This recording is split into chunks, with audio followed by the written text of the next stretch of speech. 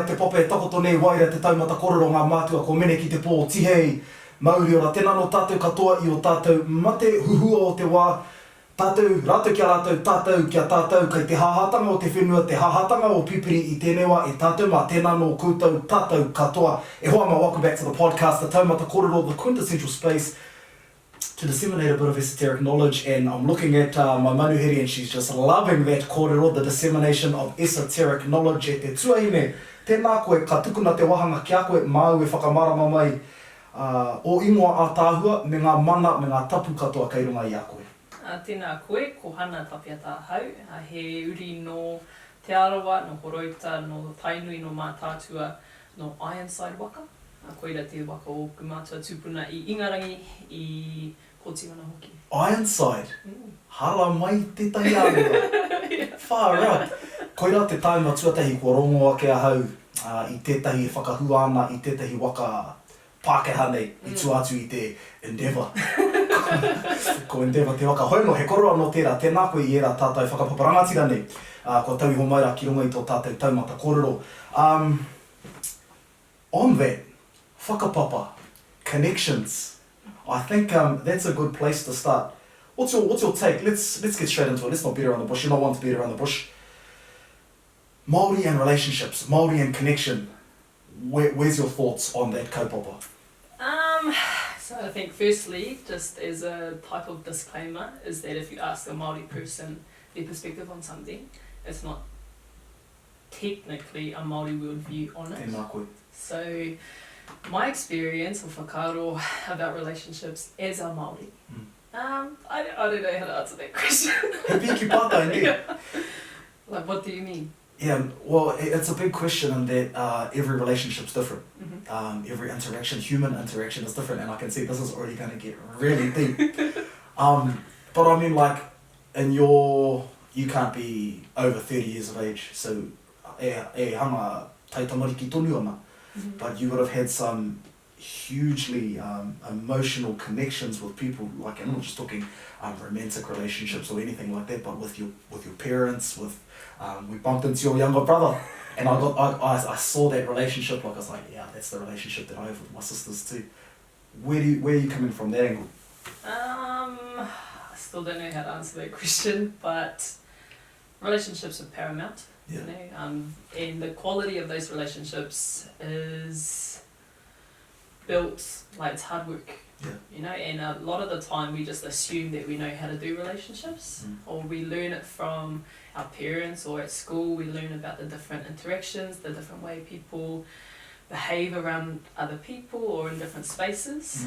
And we, as we grow older, we just don't question that maybe our understanding of what a relationship could and should be like could be developed some more for us, and to be beneficial for us and for other people. So it's like, where did you learn what a good relationship looks like, or a negative relationship, or a toxic relationship? Then how do you know that it's toxic or that it's beneficial? Yeah.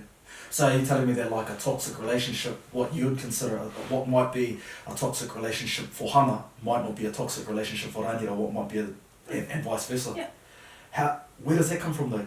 What's that built from? I think firstly, whakapapa, in terms of ancestry, like, you have different whakapapa to me, and then also the whakapapa of your experiences, my upbringing, different decisions we've made, different values and beliefs that we have about ourselves and about the world, and all of that has shaped the perspective you have. So what you might want or need from other people in a relationship could be totally different to mine, and it's fine. But the assumption that other people have the same perspective on relationships that we do often ends up with a bit of conflict, and You're smiling, and I know you know where I'm going with this. Yeah. So we your 11,000 Instagram followers, which is an awfully huge number. Thank you. I appreciate them all. Yeah. Were privy to some really personal information that came out this week. And I was like, gee, pai tērā Hana, tēnā koe, whakapuerenga i tō ngākau. Kia rongo ai te ao katoa i tētahi kororo, tino tapu, kei wainga i te tokoro, e kororo tapu ne. take on that? Like, well, yeah, maupea e whakamārama mai e nā āhuatanga i whakapāhotia i te pai āhua i tēnei wiki. Yeah, okay, so I blog every week, have done for the last 2.5 years or so, and always try to be conscious of when I talk about relationships, because I make the decision to share most of my life online for people to take note or give me feedback about, want it or not, but other people in my life haven't, they don't want that. Yeah. And so always try to have kōrero in one and with people to make sure that they're okay, because that's the most important thing to me, rather than producing some content. And so, but then at the same time I always try to share what I'm thinking about or different experiences, and then the dynamic of the relationship adds another kind of challenge to it, to not reveal too many details about what's going on, but still share some kind of lesson or learning or whakaaro failure that I had. And with this one in particular, I don't know, I think it was just time to share that kōrero. Yeah. Yeah. So how do you make kōrero hau, ka tahi anō ka... Hei te whea ko hau. So not a new kind of decision, like we got together yesterday and I was like, cool, writing about it today too. So it's been building for a long time, and I think just processing my whakaaro, I do that better if I write.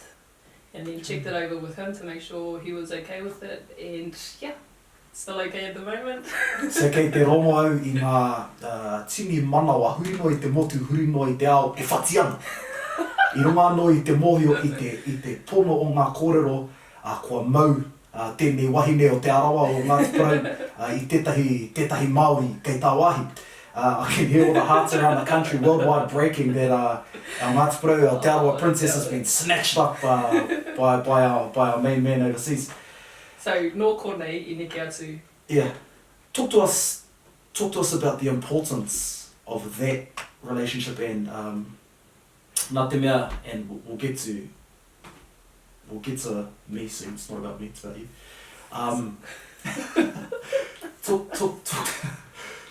Talk to me about the importance of what that meant for, because you know, like we've all gotten on social media and like written stuff and thought like, oh, actually, maybe it's not the best to throw that. But like, what was the importance there for you to actually say, okay, this is my truth? Like, because I feel that had a lot to do with it. Yeah. So I think, what is it? So we broke up last year, and I had to process that, and then I wrote about that as well last year. Didn't go into too much detail again, and I think there are different layers to it. So what you were talking about is that people will share like everything, even if it throws the other person under the bus. You know, and I try not to do that, because at the end of the day, I think people are just where they are on their journey of trying to learn about themselves and love other people. And so always try to be conscious of that. And we worked on ourselves, worked on our relationship, and just kind of, we got that far along the journey. I was like, okay, I'm going to write about this, and I did it for the whole month. So different aspects of relationship. So one, the relationship with yourself, which was one of the main points, I guess what's a kupu? Main focus areas for us and why we separated in the first place was because we needed to kind of build our own foundation, loving ourselves first so that we could give better to the relationship. And then I think the next post was about where the expectations of a relationship comes from. So usually it's from your parents or from your guardians, and it's learning and unlearning, or hey, actually that's dysfunctional, or that's not appropriate for me where I am in my life at the moment. Maybe it served that purpose, but it doesn't serve me now. And so just kind of deconstructing a relationship and making sure you're able to communicate what you want and what your insecurities are, what your fears are going into it. Because it's probably different from the other person's perspective. And then the very last one, because it's Whiro, I think today, or no, it's next week, and I write a new theme every month, every moon cycle. So the last post, I thought this would be a good way to seal it up. Pai. Yeah. Tino pai. You touched on something I like that really resonates with me, and it's your relationship with yourself. Mm-hmm. So like, me he mea ka whaia te tauira o te wehenga o tāne, o rangi me papa. How's that in finding your relationship with yourself, like that separation still, or I don't know, you tell me from a māturanga standpoint, finding yourself. There are people out there listening going, okay, I've split up or something's happened, something catastrophic's happened. Mm-hmm. How do I find myself? Cool. I'll get to that answer soon with the story. So a couple of years ago, I tied my identity to external things. So being a rugby player, I was in kind of high performance-ish level in wider training squads for the national teams. Yep. And I thought I was Hana, the rugby player. And then I got injured and I couldn't play rugby at that level. So now I was just Hana. And then something else happened at Mahi. Ended up leaving there because I thought I sucked at my job. Because I tied my identity to the success of an event. I saw everything that went wrong with the event. The event was a failure. I was a failure. So it wasn't Hana good at a job anymore. How soon did that happen, the break that your rugby career finishing, and then this? So the event was on a Friday, the injury was on a Tuesday or Wednesday? Shit. Yeah, so within the space of a week. And so, yeah, I didn't know who Hana was without those things, which seems really... Where was your mind? So if the event happened on a Friday, the rugby happened on Tuesday, where were you? Who was the Hana on the Wednesday? Yeah, I don't know. And I didn't know for a few months. But I did know that I wasn't those things because I was still here. So I was like, okay, the wānanga was kind of like in this in-between. Well, I know I'm not just a rugby player, I did that. I know I'm not just kind of a worker, it's just something I do. But I didn't know what Hana was or who that was. But I knew it was more than that because I was still here. And then I just started reflecting on how I came to be and understanding how whakapapa shapes or how it contributes to who we are. Yeah. So that's the path I took, learning about whakapapa. Yeah. Interesting. Yeah.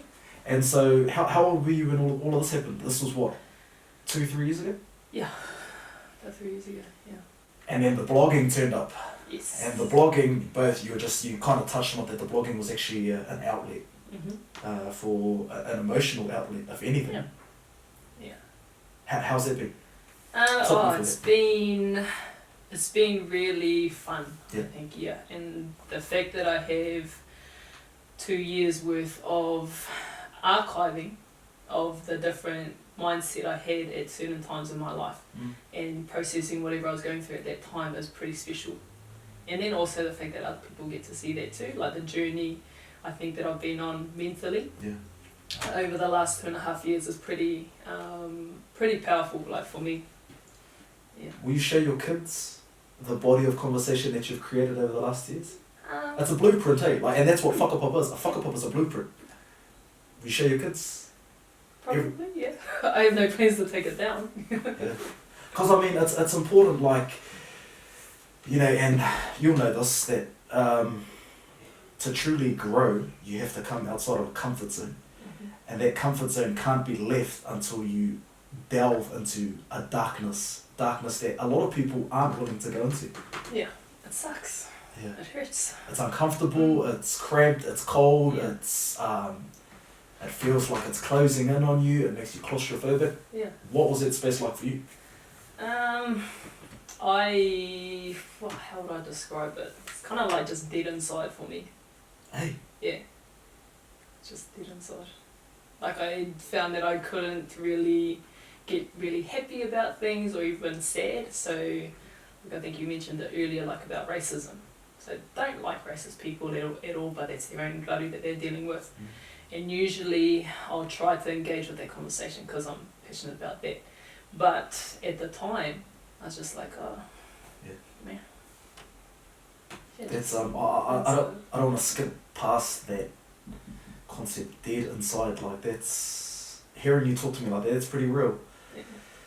Like, and it's a harsh reality. A lot of our young people and a lot of the demographic that you speak to face daily, like dead inside. I can't feel. I'm emotionless. Like, and whether a traumatic experience does that to, does it to us. Yeah, and it's like I think it's a quote, or I just read it somewhere.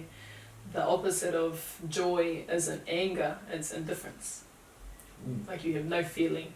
So something really cool happens to you, and you just have nothing. It's like, and that's kind of what it was like for about probably like almost 18 months before I really felt myself again. True. Yeah. Sorry.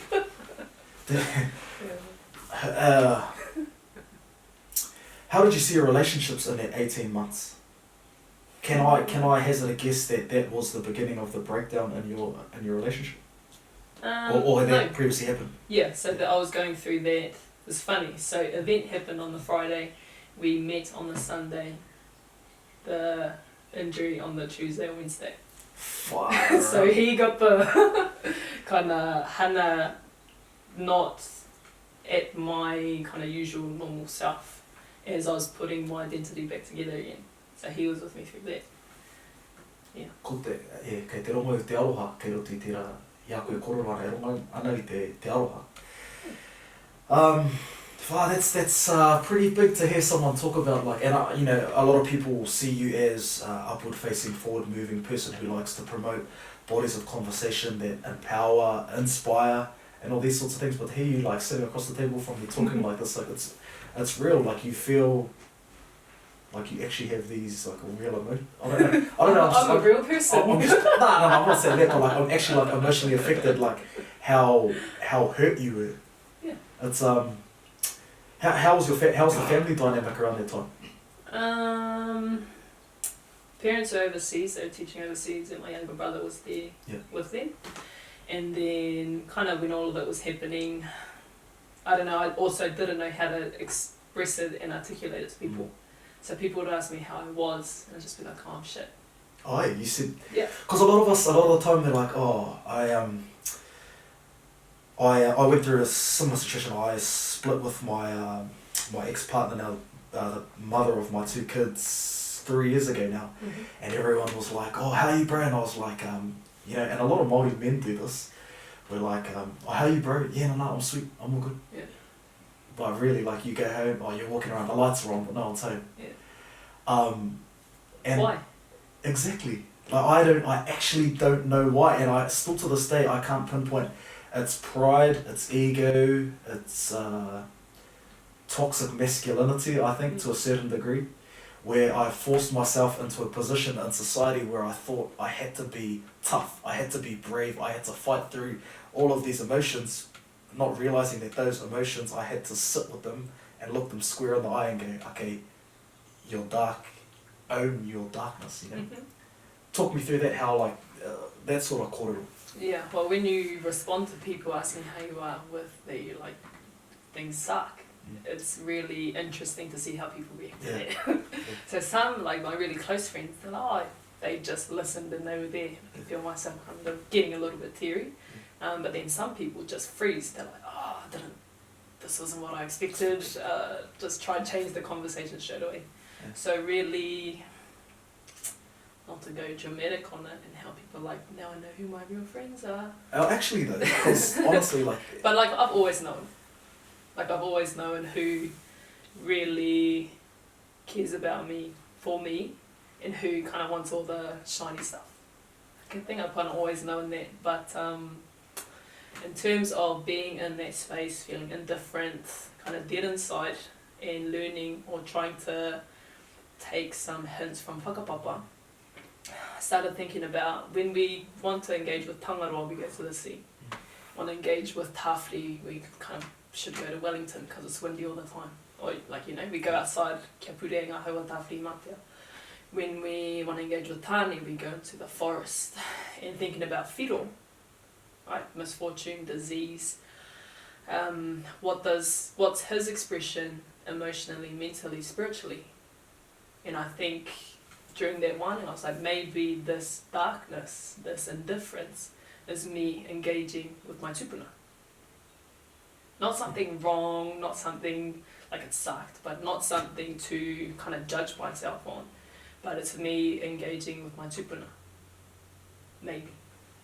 It's an interesting kōrero to have. Like, I mean, are you really whole if you haven't experienced the whole plethora of atua Māori that exists in our conscience, in our being? Are you really, like, what's that kōrero? Everyone wants to be a tohunga, but no one wants to wānanga. Oh yeah, go on. You know, so wānanga might mean sitting with tāne. Everyone wants to have the karakia top to bottom. Everyone wants to be able to interact with tangaroa, whakairo, top to bottom, gather kai, top to bottom. But no one wants to sit with whiro. Mm. And is that what you're getting at? How does that make you a complete person? Like, do we need to... No, because I don't think so. I actually reckon it does. Like, I'm proud of the dark spaces I've been to. Yeah. You know, like, and not like, you know, in my head. Mm-hmm. You know, and that's just a personal thing. Like, how do you me whakapeha peha? Yeah, no, ke turunga i tira. But it's more like, how can you know yourself if you haven't been to those places? Yeah. Internally, spiritually, mentally, emotionally. Far out. And a lot of people, because it does sting and it is confronting, it's exposing yourself that maybe you're the problem or some of your thought processes no longer serve you. Admitting that or acknowledging that sucks. Because can it please be someone else's fault? Yeah. Why I'm like this or why this happened? It's like probably 99% of the time, it is you. And admitting that, acknowledging it does sting, but then it's the most liberating thing ever. Do you reckon it's that much? 99% of the time it's actually you? Yeah. Far out. So, for my experience, yes, like Yeah. in some places, the system, you know, is wrong and it is set up for, so it might be more like maybe like 70-30. Yeah. But in my case, that's what it's been. Yeah, it's all me. Well, I think the beautiful thing in owning that invulnerability is the growth, that comes out of it. Like, do you think you're a better person after experiencing 18 months of sitting daily at whiro? Don't be scared of whiro. A better person. I think I just know myself a lot more. Yeah. A lot more intimately. I know what my kind of normal state is, and I know what I feel. I know when I'm kind of feeling down.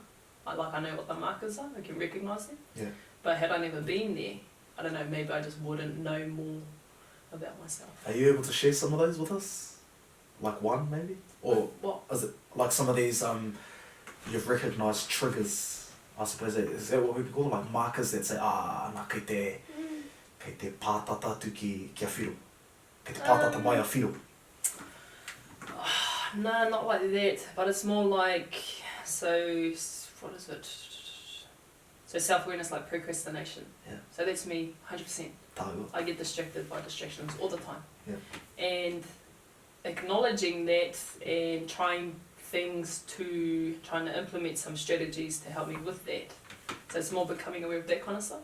Whereas before it was like, oh, maybe there's just something wrong with me.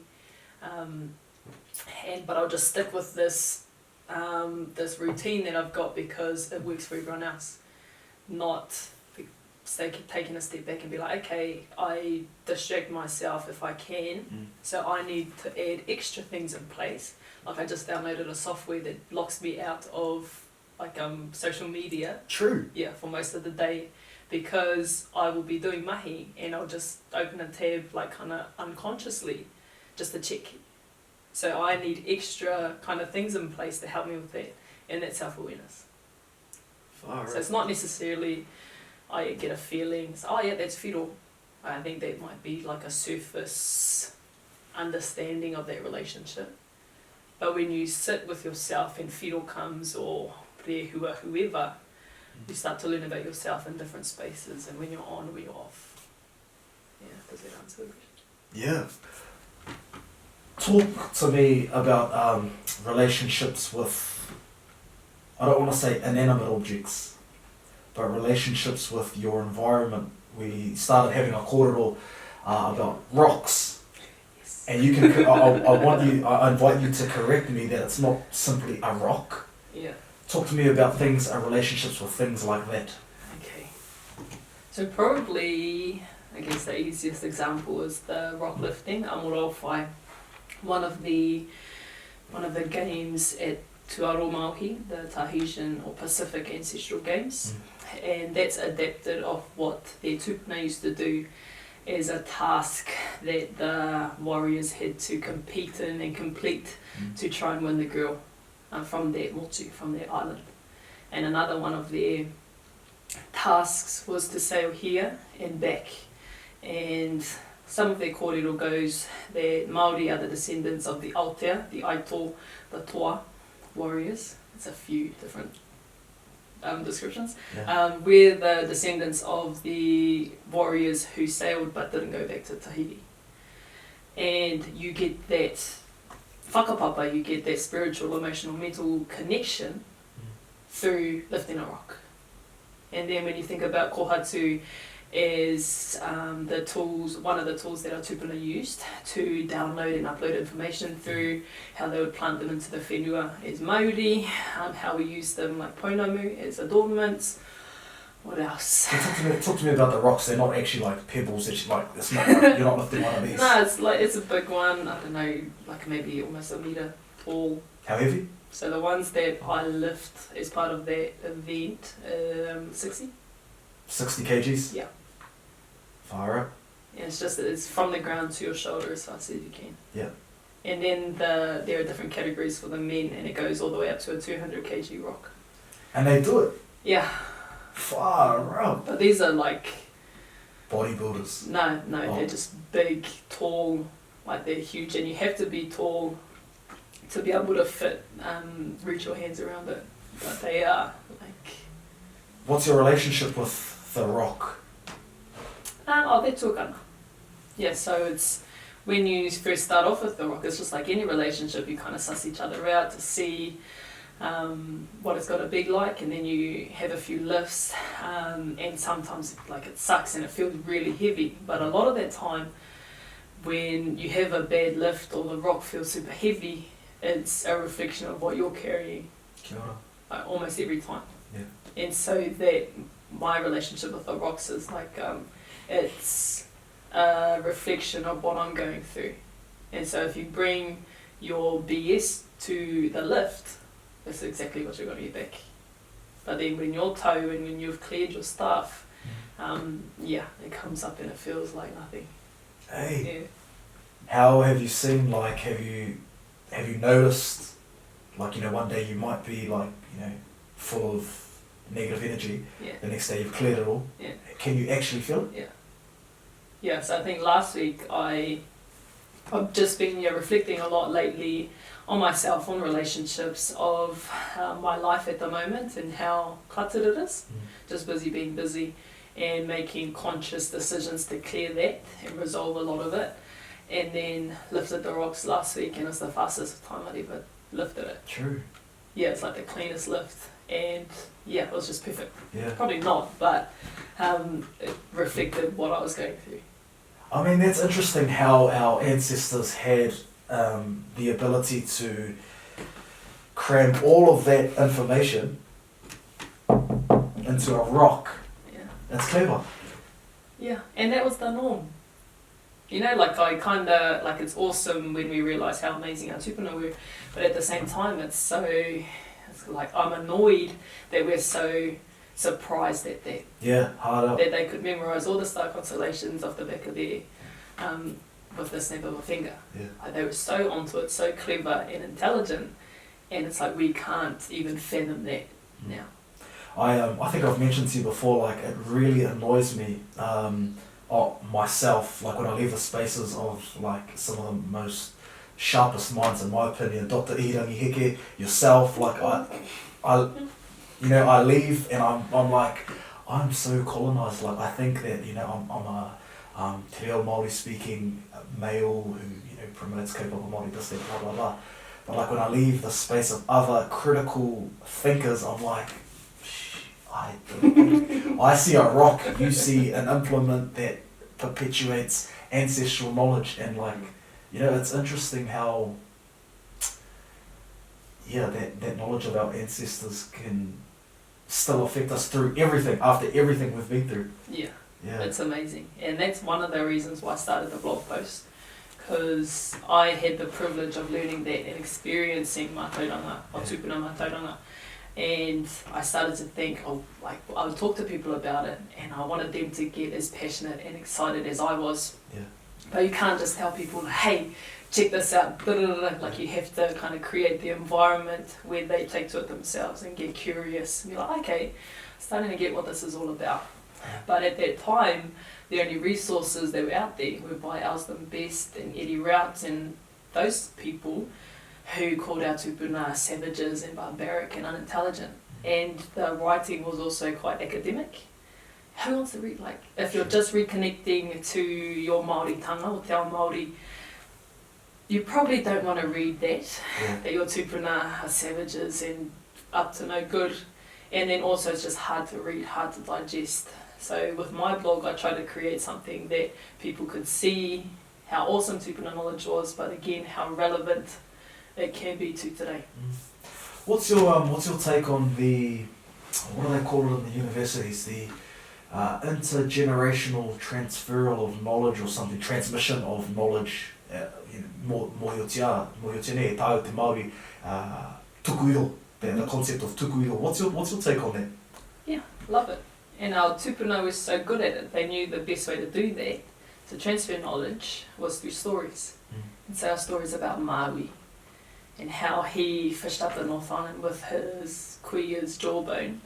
It's like, as a kid or even as an adult, are you more likely to listen to that story? How Maui was, asked his brothers, he got the deny, snagged onto their boat. They wouldn't give him any maunu, anything to use, so he pulled out his kuia's jawbone and then pulled up the North Island. Or that he went to see his kuia, and she told him, look for that star constellation, the hook, and you'll find you land there. You know, stories have drama, they have emotion, they have the connections and the relationship dynamics, and you're so much more likely to remember that than he just went and asked his name. Can I go for a fish? Research joke. You know, because her telling him that's her jawbone. It's interesting how our ancestors kind of covered these things up, like if there's one thing I know about our kaumatu and our kuia, they don't give you the answer on a silver platter with a silver spoon. Yeah. What's your, how do you, you're a bit of a storyteller yourself, like? I try, I aspire to be one. Do you throw it like that? Yeah, and I use myself and my experiences as the story. So that one with Cass and I in the relationship, when people have someone they can follow through this journey of like kind of self-discovery or kind of triumph and adversity, they can relate to that a lot better than like inanimate objects. Yeah, so I just use myself. Can't really use other people, write about other people. There's something, and I think the reason that a lot of your kōreros become so popular online, or actually offline as well, is because of the fact that we can find a lot of ourselves in your, you know, it's in your vulnerabilities. Like I've no doubt when you put something like your relationship breakdown and then relationship getting back together, those are all things that we have experienced. You know, everyone's broken up with someone, and everyone's, if not gotten back with that someone, tried to get back with that someone. Yeah. You know, so like, how do you, I'm just like, I'm like, does Hana actually understand like the true like essence of these things that she's saying? Or like do you like see that like this is actually a lot bigger than yourself? Like, do you understand it? I try not to focus on that. But you've seen it, don't you? A little bit. Yeah. Yeah, but I just try to do my thing and live my life and try. When I reflect on it, I just think about, well, how can I put this into a story that other people can understand and hopefully relate to, or at least think about. Yeah. Yeah. What's moving forward? What do you hope for relationships as a whole between you and I, you and the next door neighbour, any Tom, Dick or Harry? What's your hope for us as we move forward with regards to building strong, healthy relationships that will stand the test of time, whether or not they do break down and then come back together? Yeah, just do your work on yourself, really, because really good book, Celestine Prophecy. Yeah. But when you work on yourself, you become self-aware, you learn what you're insecure about, which we're always told we just shouldn't be insecure. So even Kat and I would have conversations and I'd be like I'm really insecure about this thing. And then understanding the whakapapa of that, like, okay, where does it come from? Why do you feel like that? What situations make it better or worse? But if you can articulate that, or in some way, and you bring that openly and honestly to your space, then you can understand each other a lot better than just trying to say, oh no, I'm not insecure, when really you are. But we've been kind of conditioned to think that that's a bad thing. Or when you understand kind of what you want and what the good aspects are of a relationship, you're not kind of draining the other person to give you something that you don't even know if you need or not. Because I don't know if I finished that properly. But so yeah, if you know yourself, you know where you need to work on, and then you also know what you can give. But if you don't know yourself, you'll just be taking from the other person, and they have to compensate their kind of love for themselves, give some to you, and then they still need to fill their cup up too. And I think like a kind of healthy relationship is if you're aware of that, like, hey, you need to be responsible for yourself, for your feelings, for taking care of yourself so that you can take care of us. But if you're not doing that and you're just taking from me, I can't give to myself the way I need to either. So interesting. And that's probably one of the biggest takeaways you've had from like this whole journey you've been on. Yeah. That's deep, alright. I mean, and to why I present it that way is like you can't know that unless you've been to the dark to bring that back to a world of light. Is that right? Yeah. Okay, I don't like that. Hey, alright, I think we're gonna wrap us up now. It's 40 minutes of good solid conversation. Like the wind that kōrero went. I think we're going to wrap us up now, so ko te wahanga e whai ake nei ko tā tātou waiata i tēnei wiki. E tika ana i runga i te pai o te wairua o ngā kōrero, koe atunira ko tā tātou waiata i tēnei wiki i wā tāu o wā tātou hoa o My More Music. Wairua tā tātou waiata i tēnei wiki e tātou mā, kia mau tonu mai.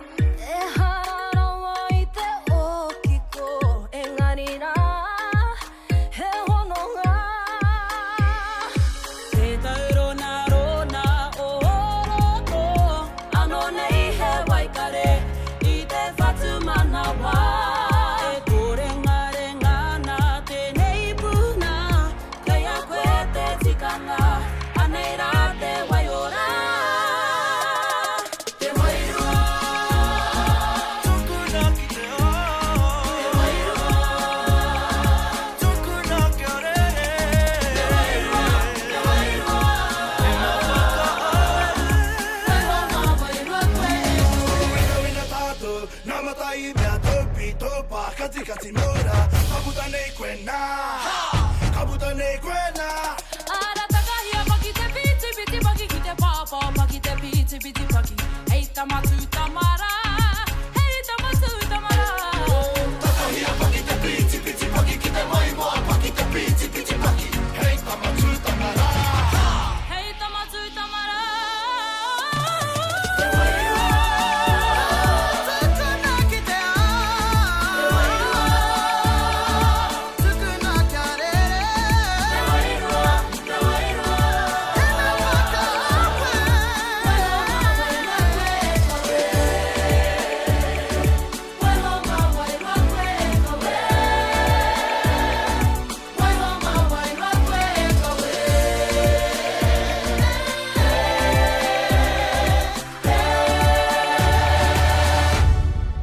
E tātou mā koe rā ko Mai Moa Music me tēnei wā tātou waiata. Te waiata i tēnei wiki ko Wairua e tika ana kia mihia e nā wairua katoa i puta i wānga nui a tāu e hana i tēnei rā ka nui te mihi o te ngākau kia koe, kia koutou koto whānau whakapuare mai enei kua kia haumai tēnei kaupapa ki roto i tēnei o tātou whare, tēnei te mihi nui e hana. Ka hotu pia te wahanga kia koe, māu e whakakapi mai ngā kōrero. Any final words? Probably that not being okay is okay. You know, a good friend of mine, I asked her if how she was, and like you, the response was like, yeah, all good. And then I was like, nah, that doesn't really tell me anything. If you're good, like, what does that mean? Does that mean like your health's good, mahi's good, da da da? And then later found out that things were not okay. Yeah. And that leaving there that day would have been terrible to find out maybe a few days later she's done something to herself, which was the path, you know, that was going on. But not being okay is okay. I was there for a long time, non-stop, consistently, and then I go through that here and there. And yeah, just not to judge yourself for it, and do the things you need to do to take care of yourself, to get yourself into a better space. And the more you learn about yourself, the more you know how to do that. Yeah. But if you don't know yourself, you don't know what you need to self-love, or to love self, grammar, to take care of yourself, to get the most out of you. So self-awareness is key. Kia ora.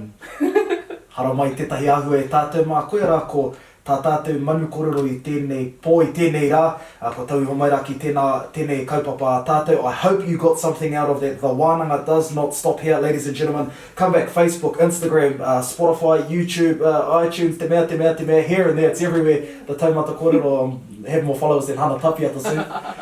E tātou mā, another week done and dusted. Thank you very much. Ka nui te mihi, kia koutou katoa, whakarongo mai ana, mātakitaki mai ana, kia hoki anō rā ki era, ko purongo nui, ko te pō e ka tau tēnei te taumata kōrero, ka hui.